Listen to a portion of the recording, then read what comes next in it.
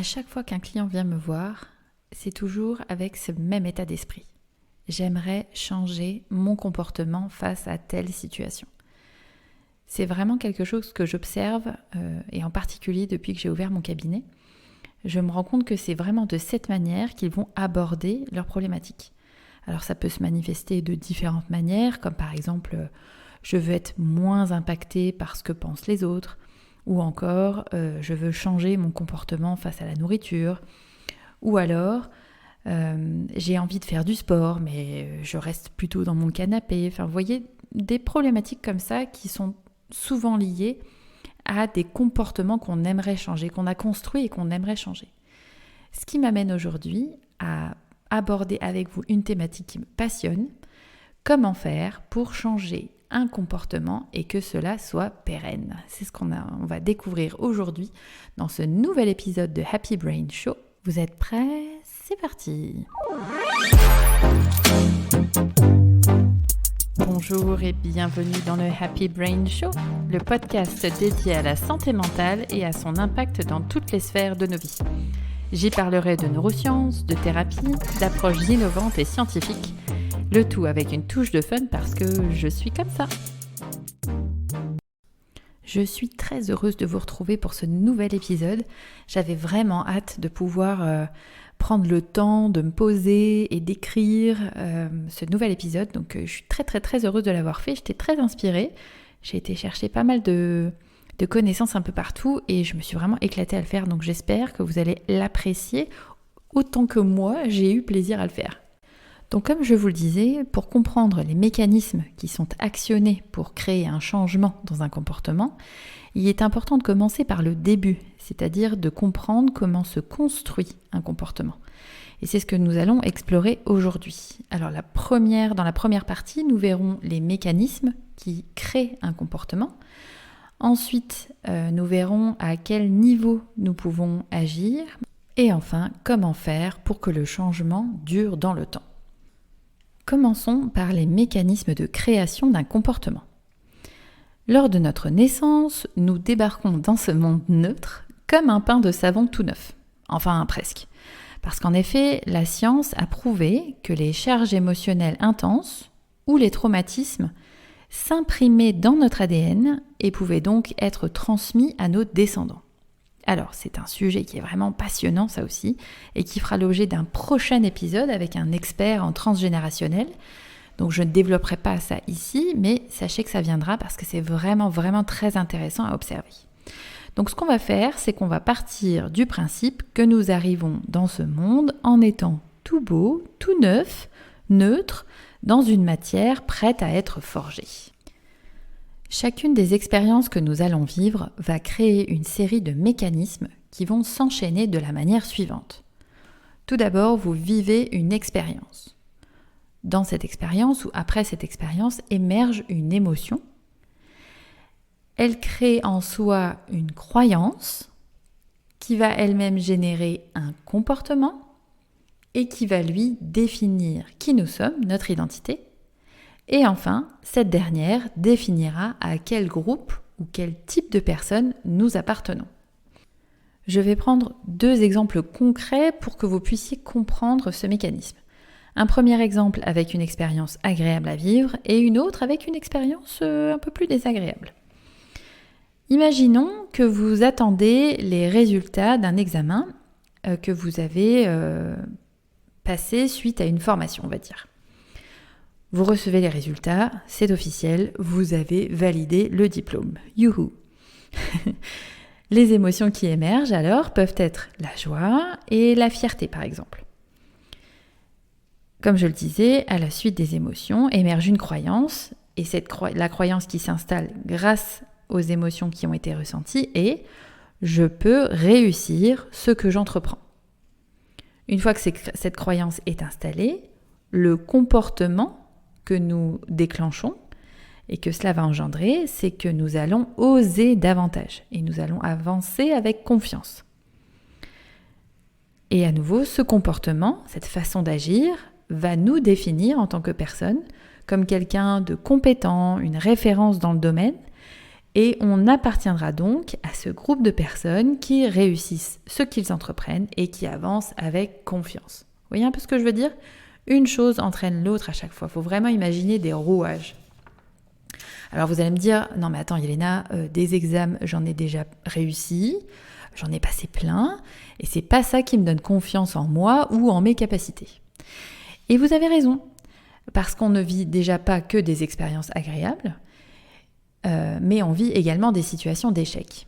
Mais en fait, ça n'est pas ça qui est la cause vraiment de cette confiance qui peut avoir tendance à vaciller. Ce qui fait que nous n'ancrons pas suffisamment nos ressources, notre potentiel, c'est que nous ne prenons pas le temps de ressentir pleinement cette joie et cette fierté lorsque nous réussissons à faire quelque chose ou lorsque nous atteignons un objectif. Notre cerveau est là pour nous maintenir en vie. Donc lui, il ne va prêter attention qu'aux situations désagréables ou alors quand il va y avoir un danger ou quelque chose comme ça. Et il ne va pas ancrer les expériences et les événements agréables. Ça n'est pas sa priorité. Il nous faut donc, au départ en tout cas, faire cet effort et prendre le temps de ressentir pleinement et dans tout notre corps ces émotions agréables pour que le processus puisse s'ancrer. C'est vraiment ça la clé. Ça nous permet aussi de ne pas les laisser partir dans la catégorie des choses normales.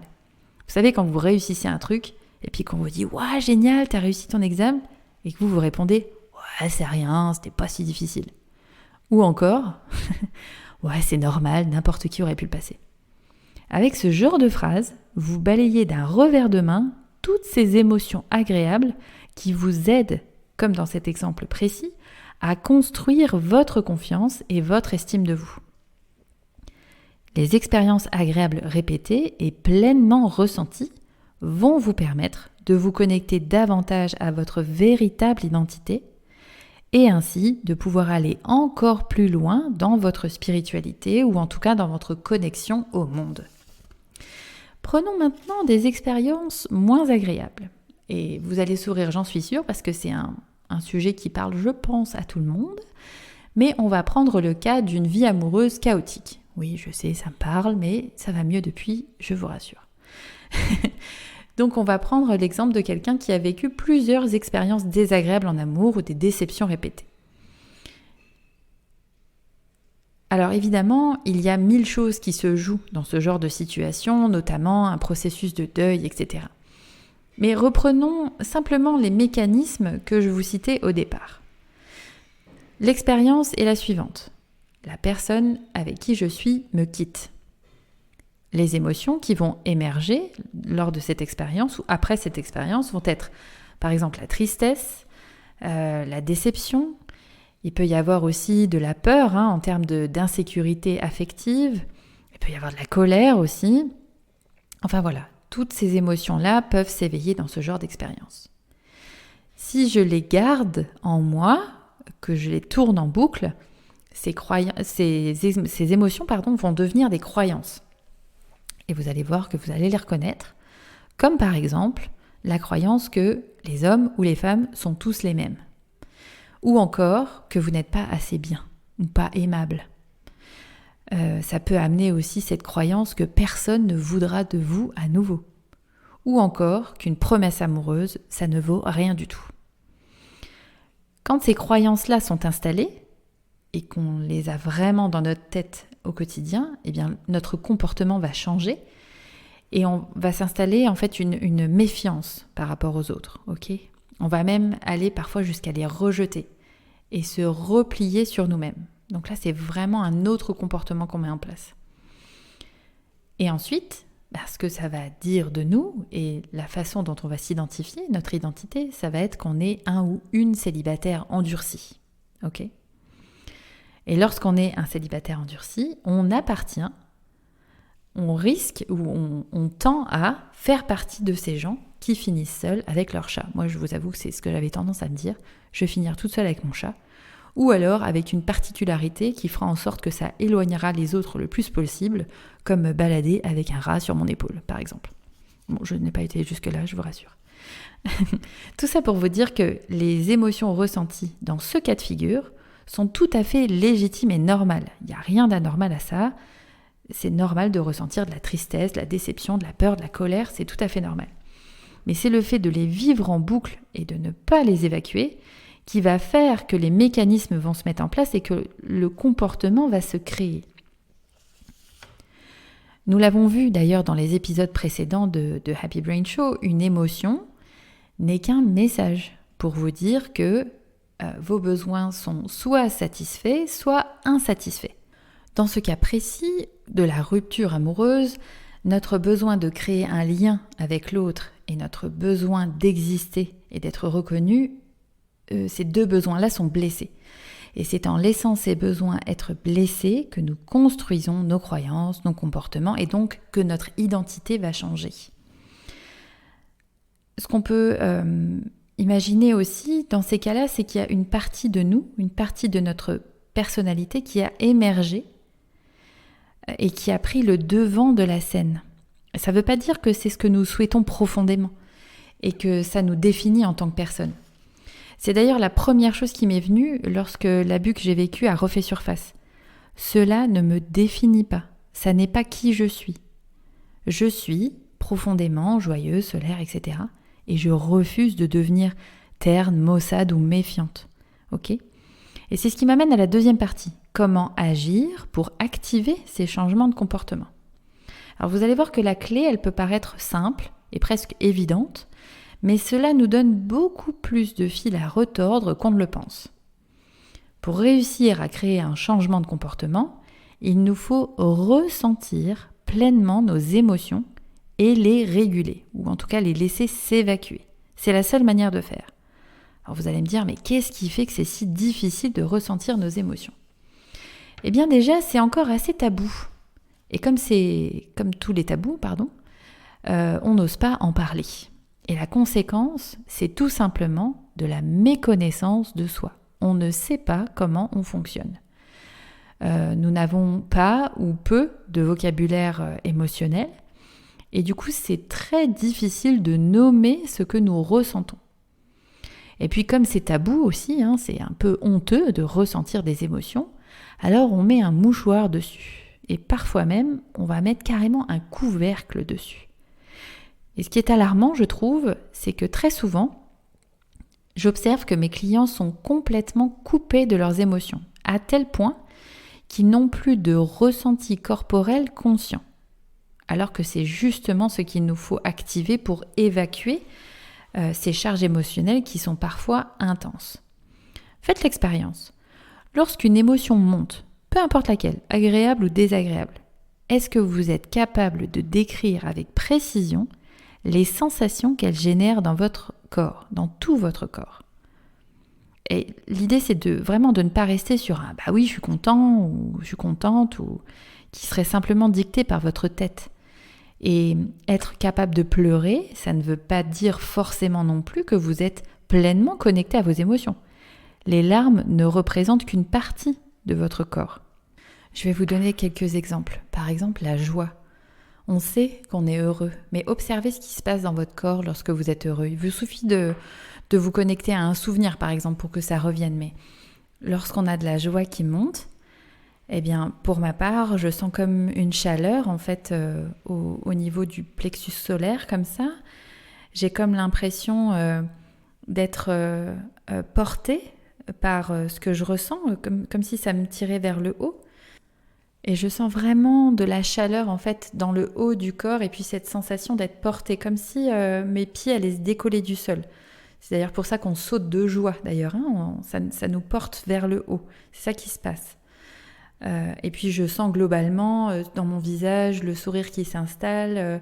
Il y a une forme de comment dire, au niveau musculaire, c'est assez souple comme ça, etc. Donc voilà ce qu'on observe. Quand on pense à une émotion plus désagréable à ressentir, comme la tristesse par exemple, on va sentir dans notre visage les larmes qui vont couler, notre bouche qui va avoir à trembler un petit peu. On sent que notre gorge, elle est serrée. Et puis, on peut ressentir comme un poids au niveau de nos poumons, comme ça. Et puis, il n'y a pas vraiment de sensation dans les jambes, c'est presque éteint. Vous voyez, en scannant en fait tout votre corps, vous voyez qu'il se passe des choses. Pour chaque émotion, on peut reconnaître comme ça sa signature corporelle. Et plus vous allez apprendre à le faire, et plus ce sera facile de réussir à réguler et à évacuer en fait les émotions pour pouvoir les vivre sainement et sereinement. Donc voilà pour ces exemples. Alors lorsqu'on est coupé de nos émotions, la bonne nouvelle c'est qu'on peut réapprendre à le faire. On peut réapprendre à les écouter, à reconnaître leur signature dans notre corps, etc. Tout ça on peut réapprendre à le faire. Donc ça c'est la bonne nouvelle. Donc la clé c'est vraiment de ressentir pleinement. Et lorsque l'événement vécu déclenche des charges émotionnelles intenses ou que l'événement est répété, faites-vous accompagner. Vraiment. Les connaissances ne permettent pas de résoudre les problématiques. On reste dans notre tête, dans la compréhension. Alors même si elle est importante et qu'elle fait partie du processus, ce qui libère vraiment, c'est de plonger et de ressentir pleinement. Alors je sais que ça peut faire peur, parce que c'est pas quelque chose auquel on est habitué. Moi j'ai souvent des gens qui me disent « mais moi je veux pas commencer à pleurer parce que j'ai l'impression que je m'arrêterai jamais ». Ça peut faire peur, mais c'est vraiment un moment à passer. J'aime bien prendre cette image du fait de sortir les poubelles. Alors non pas que les émotions ce soit quelque chose, que ce soit un déchet ou quoi que ce soit, c'est pas ce que je suis en train de dire, mais quand vous y réfléchissez, en fait les poubelles, on n'a jamais envie de les sortir. Ça sent pas bon, c'est lourd, on n'a pas envie de les sortir. Mais le fait de les sortir, ça nous prend quelques minutes. Mais par contre, après, le bénéfice, il dure beaucoup plus longtemps. C'est-à-dire qu'on re-rentre dans notre maison, ça sent bon, et on s'y sent bien. Mais pour les émotions, c'est pareil, en fait. Toutes les charges émotionnelles qui sont là, qui sont lourdes et qui nous tirent vers le bas, eh bien, quand on les sort, donc c'est pas agréable sur le moment, mais ce moment-là, il est bref. Il est beaucoup plus bref que ce qu'on peut penser. Et après, eh bien, on se sent beaucoup mieux, tellement plus léger. Et justement, en parlant de charge émotionnelle libérée, quand on fait ça, c'est comme si on fermait une autoroute. Je vous disais tout à l'heure que le fait de ressentir les émotions, aller construire nos croyances, nos comportements, notre identité et puis notre appartenance, eh bien là, en fait, on coupe le mécanisme quand on veut changer de comportement parce qu'il est dérangeant pour nous. Donc, on a agi à la racine du problème en laissant vivre nos émotions et on coupe ainsi les mécanismes qui engendraient donc le comportement qu'on veut changer. C'est ce qui est fait à l'aide d'à peu près n'importe quelle technique utilisée en thérapie. Hypnose, sophrologie, EMDR, EFT, certains exercices de PNL. Tout ça, c'est très bon et ça permet d'évacuer les charges émotionnelles. Il n'y a pas de souci avec ça. Ce qui manque en revanche, c'est le fait d'amener des ressources pour stabiliser l'état émotionnel et également créer un nouveau schéma neuronal, donc une nouvelle autoroute, et donc un nouveau comportement. C'est pour cette raison que je vous disais tout à l'heure de vous faire accompagner. Parce que seul un thérapeute bien formé va mettre en place cette dernière étape cruciale avec toute la précision nécessaire qu'il faut pour choisir là où les bonnes ressources. En effet, comme je le mentionnais dans l'épisode précédent sur la peur, il est essentiel de savoir quel besoin est blessé pour pouvoir mettre en place la bonne ressource et l'activer. Pour faire un parallèle, lorsque vous vous cassez la cheville, on vous met un plâtre, donc une ressource. Mais on ne vous le met pas au niveau du poignet, d'accord ? On le met au bon endroit. Et si la blessure est bien définie, qu'on sait où elle est, qu'on sait quel besoin est blessé, on choisit le bon remède. Et on ne mettra pas un plâtre sur une brûlure, par exemple. Vous voyez ce que je veux dire ? Dans l'exemple que je nommais tout à l'heure avec la vie amoureuse chaotique, les ressources à activer en priorité seront la gratitude et la fierté. Car ce sont les émotions ressources qui correspondent aux besoins de lien avec les autres, donc pour le ressourcer, et le besoin d'exister en tant qu'individu. Donc ces deux émotions ressources-là, elles n'ont pas été définies au hasard, elles ont été définies comme émotions ressources suite à de nombreuses études scientifiques. Donc si je devais résumer tout ce que je viens de vous dire là depuis le début, ce serait la chose suivante. lorsqu'on veut opérer un changement de comportement, parce que notre comportement nous pollue évidemment, hein.